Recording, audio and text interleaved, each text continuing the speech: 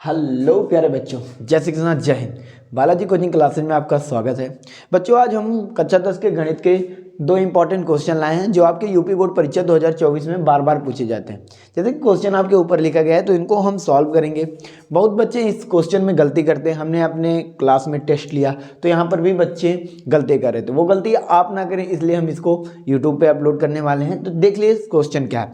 पहला क्वेश्चन आपके लिए दिया गया है बच्चों कि 5x² - 3x + 2 = 0 के मूलों के व्युत्क्रम का योग ज्ञात कीजिए। ध्यान से समझिए, के मूलों के, ये सेंटेंस बहुत ही इंपॉर्टेंट है। मूलों के व्युत्क्रम का योग ज्ञात करना। मान लेते हैं इसके दो मूल हैं। माना जो मूल है, एक का नाम अल्फा, एक का नाम बीटा है। डन। हमने मान लिया मूल क्या है, अल्फा और बीटा। अब कह रहे हैं मूलों के योग का व्युत्क्रम, मूलों के व्युत्क्रम का योग, यानी इसका पहला व्युत्क्रम क्या होगा, 1/अल्फा। डन। व्युत्क्रम मतलब बट्टे कर देते हैं, और इसका व्युत्क्रम क्या होगा, 1/बीटा। इनका योग ज्ञात करना है, इनका योग। देखिए बहुत ही आसान है, आप इसको बिना हल, कई बच्चे इसको हल करने लगेंगे, लेकिन इसको जब आप हल करेंगे तो इसके मूलों का कोई अस्तित्व नहीं होगा। लेकिन आपको जो क्वेश्चन कह रहे हैं उसका आंसर मिलना है, मूलों के योग का व्युत्क्रम मिलना है। देखिए ये हो गया। तो देखिए इसको थोड़ा हम हल कर लेंगे तो अल्फा और बीटा का एलसीएम कितना होता है, अल्फा इंटू बीटा, ब्रैकेट में अल्फा से अल्फा कैंसिल, बीटा हो गया, प्लस बीटा से बीटा कैंसिल, क्या हो गया, अल्फा। यानी इसको हम लिख सकते हैं अल्फा प्लस बीटा बटे अल्फा इंटू बीटा।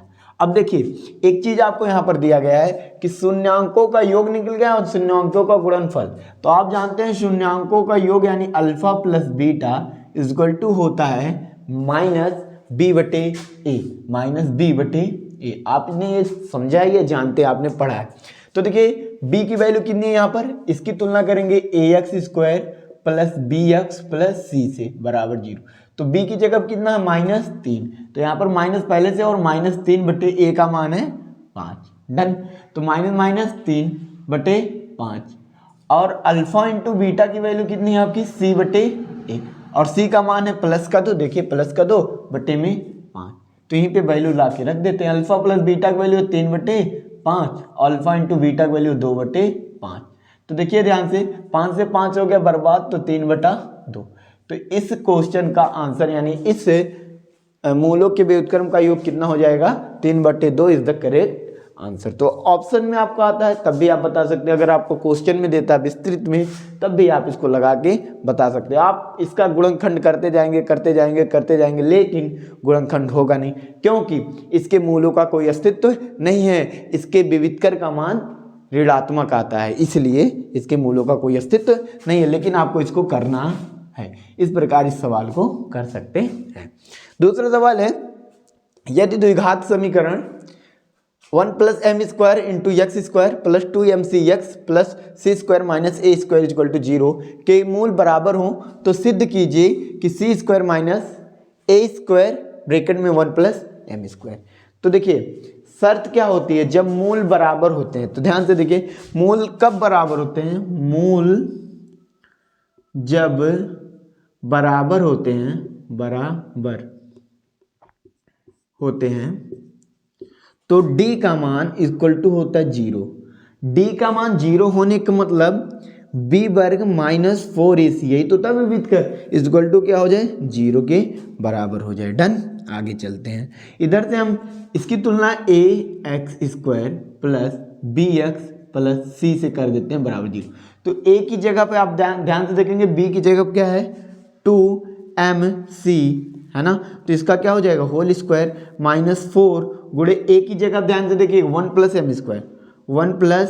m², और गुणे c की जगह अब क्या है c² - a²। तो हमने इसका कर लिया गुणा। ये बराबर किसके हो जाएगा बच्चों, बराबर हो जाएगा 0 के बराबर। तो यहाँ पर देखिए जब ये 0 के बराबर हो गया तो इस पूरी चीज को उठा के हम बराबर के उधर ले जाएंगे। तो बराबर के उधर जाएंगे तो प्लस का उधर जाके क्या हो जाएगा, माइनस का हो जाएगा। यानी इधर हो गया 2 का स्क्वायर होता है 2 दूना 4 m² और c² बराबर 4 × 1 + m² इंटू क्या हो जाएगा c² - a²। यहाँ तक ये कर लिया। अब ये 4 इधर गुणे में उधर जाएगा भाग में, पूरे गुणे चीज में है, तो ये 4 से 4 यहीं पर खत्म हो गया। इधर बच गया m² और c²। बराबर, इसका हम गुणा कर लेते हैं, सी स्क्वायर का एक में गुणा करेंगे तो सी स्क्वायर, और सी स्क्वायर का ही हम करें प्लस का सी स्क्वायर में एम स्क्वायर करेंगे सी स्क्वायर और एम स्क्वायर, या ऐसे लिख सकते हैं एम स्क्वायर और सी स्क्वायर।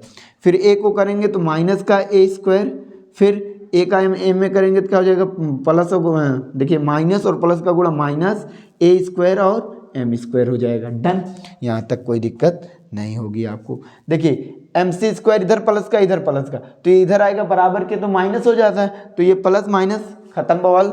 अब आगे देखते हैं क्या बचा, इधर बच गया 0 बराबर सी स्क्वायर माइनस ए स्क्वायर और क्या हो गया एम स्क्वायर। ध्यान से देखें, इसको इधर लाएंगे ए स्क्वायर को, तो माइनस का ए स्क्वायर इधर आएगा तो प्लस का ए स्क्वायर, और ये माइनस का इधर आके क्या हो जाएगा प्लस का, यानी ए स्क्वायर और एम स्क्वायर इक्वल टू क्या बच गया आपका सी स्क्वायर।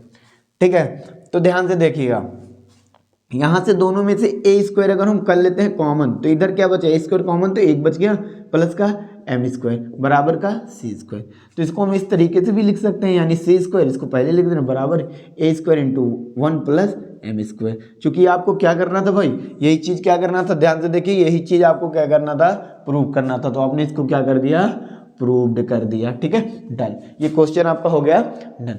तो आपको ये क्वेश्चन समझ में आया होगा, इसको आप देख लीजिए, अपने दोस्तों को भी शेयर कर दीजिए जिससे उनकी भी तैयारी अच्छे से हो पाए। ऐसे ही हम लाते रहेंगे आप लोगों के लिए इंपॉर्टेंट क्वेश्चन।